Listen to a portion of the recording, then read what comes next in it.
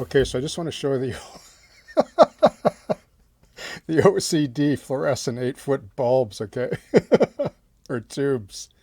Anyway, I made a bunch of these back in Glover Road, but I never really used them. Well, I did use them on the Dairy Queen, but you can't see them. So I found them in my scrap box. I decided I'd just have one leading up against the garbage can out back because you know how they are, these things. They're hard to dispose of with a clear conscience.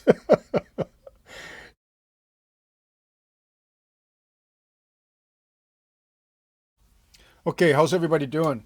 So I'm on the home stretch with the diner, right? And I've added details that I didn't put in the plan, obviously, because you can't. Because when you scratch build, like the beauty of scratch building is when you have confidence, you've been doing it a little while, or you pick up the skill, like you don't become really intimidated by much. Like what I mean by that is if you see a photograph of a building, like even if it's a trackside shanty, an outhouse, whatever, like you have the confidence to build it, and so like you don't worry about finding anything for it. You just decide, well, I'm going to build this, and then you evolve it as it goes. And this whole project has really evolved, right?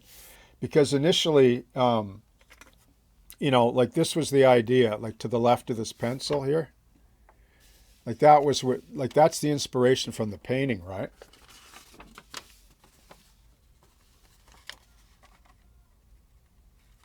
I mean, there's nothing else in the painting to indicate all this other work that I've done. Let me just zoom out for a second. Okay. So I designed all this, and I'm glad I did because I wanted a full building, interior done, exterior to anchor the scene, like the New Westminster scene that I'm freelancing, even though it's prototypically compressed into the River Road theme of the SRY in terms of the prototype going right through New West.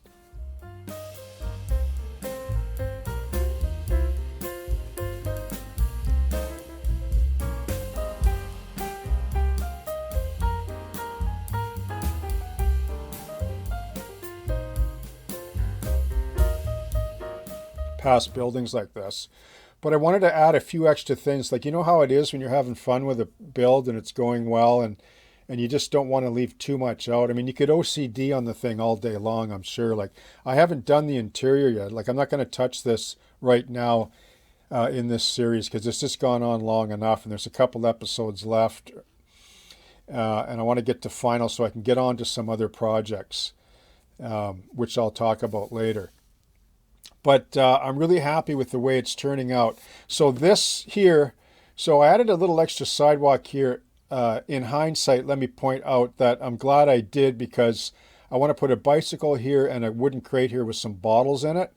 And then, and that allows those details to not just be placed on the layout, but actually as a standalone model. And then, so I was going to add a trash bin all along, but obviously I don't want to just hang it off the back. And I want it to be part of the model. So as it stands kind of in the fiction of the story, Fraser Health sent me a notification.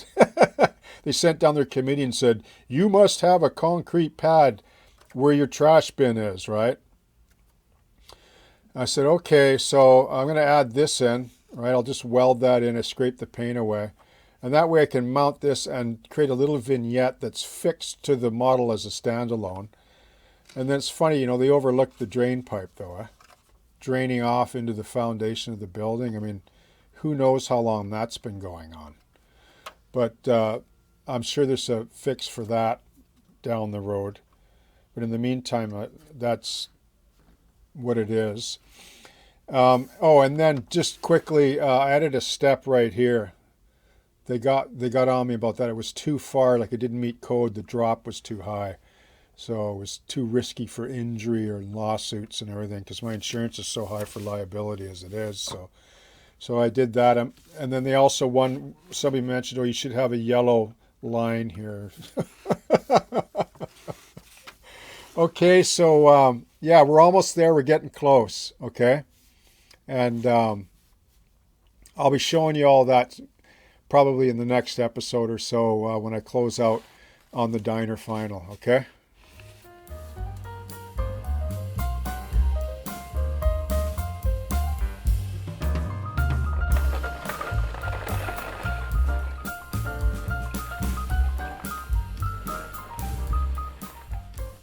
Okay, so there are advantages in scratch building out of plastic, right?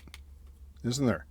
If you scratch build all this out of wood, you don't get this kind of debris left over from your offcuts in the same way that you do with plastic, right? Like people have often asked, why do you build in plastic? Why don't you build it out of wood? Well, first of all, this is a more modern building, so there is really no wood other than the fascia. But why would I build it out of wood when I can adhere solvent-based plastic to plastic and get a better model integrity?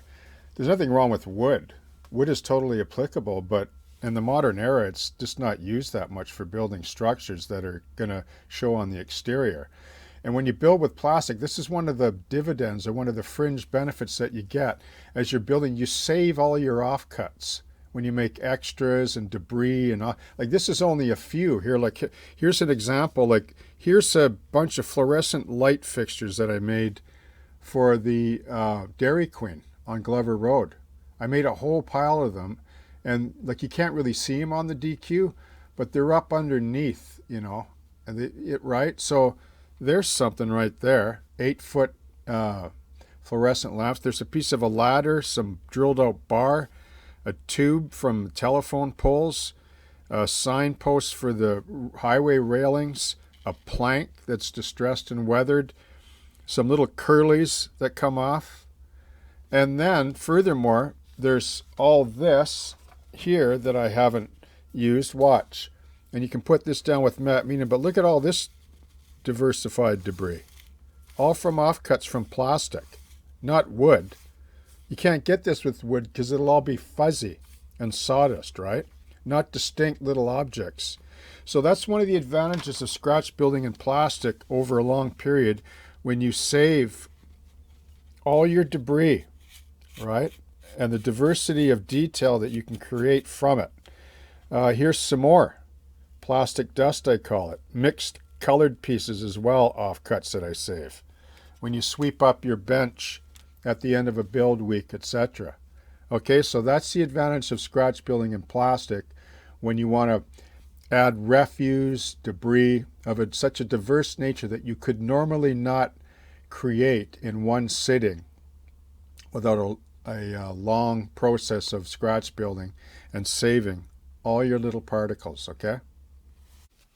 So I'm going to knock down some of this garbage with some color.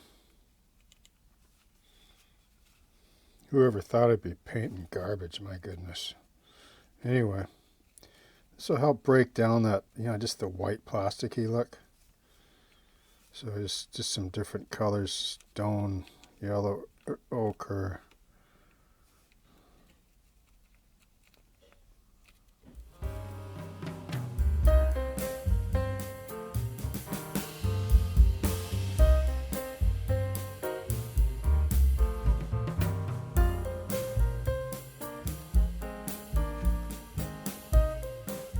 Now, I'm going to place this on the scene here, and you can see, okay, if I tuck it in like that, you can see how it looks like it's a bag spilling out. And then what I'll do is I'll use matte medium or even a spot of CA and then use matte resin by Vallejo to just sort of seal that down tight to the ground.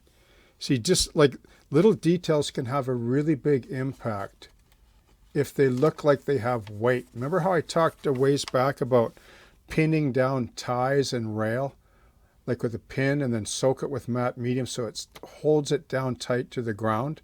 And then the next day or hours later, you pull the pins up and they just like they look like they're weighted.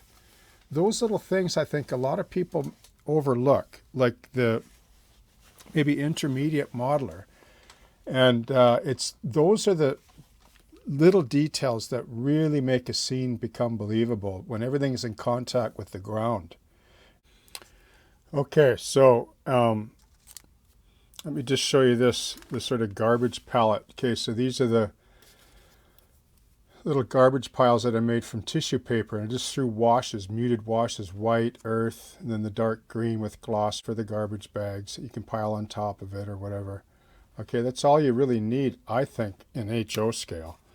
And there's probably lots of ways of doing it, but see what happens when when you pull it up and you put washes on, like you get a lot of this kind of going on, right? So when you pull it off, right, it's got all kinds of different coloration to it.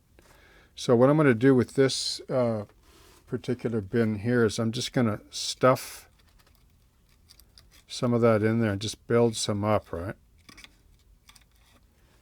Inside of there. Just actually fill it full of garbage until it starts to pile up a bit. And then, I have some wood and some metal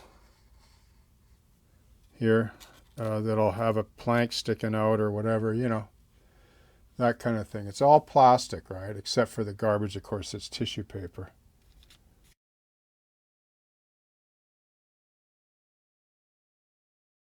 So this little monkey here is styrene plastic. Evergreen plastic is styrene, right?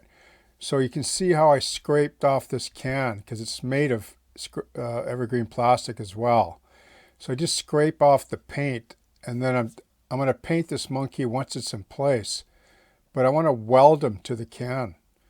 If I put CA on there, the first bump, it's gone, right? It'll just shear right off, guaranteed. And especially if there's paint there. Now, if you scrape the paint off and score the bottom of the monkey and the edge of where that white exposed plastic is, you'll get a better bond with CA. But you'll get a weld with plastic to plastic when you use solvent. So I want to weld the monkey onto the trash can, right? Okay.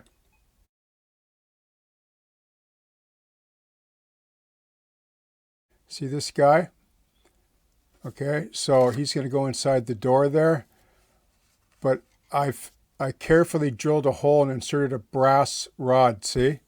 So because I would rather not scrape the floor down to plastic, and even if I did, I just want him to be more solid. I don't want him coming loose. So I can pin this guy. I can drill a hole when I take the roof off, okay, just inside the door there. And then I'll just insert the pin with some CA and then slide the pin in, and then it's good. That's when I like to use CA because it's pinned, right? Okay.